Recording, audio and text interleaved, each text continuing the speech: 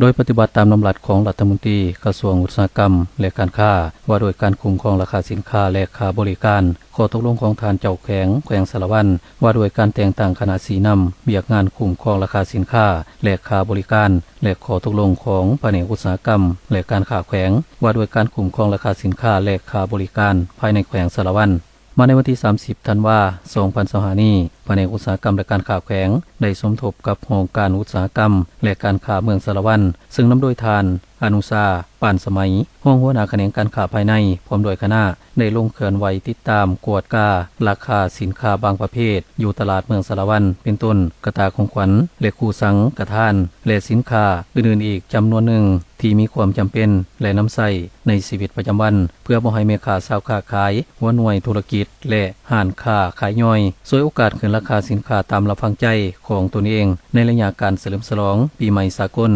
2026เพื่อความยุติธรรมและบ่เอาเปรียบปรัดซึ่งกันและกันระหว่างผู้ซื้อและผู้ขายผ่านการลงเคลื่อนไหว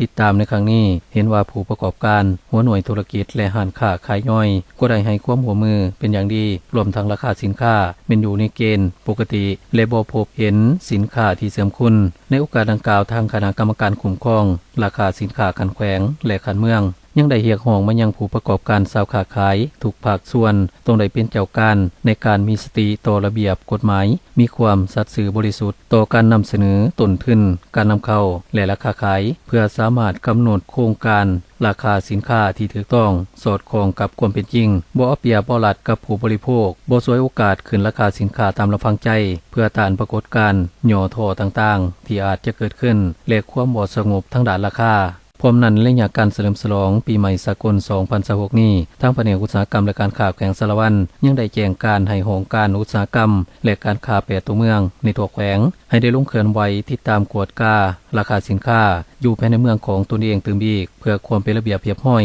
และความยุติธรรม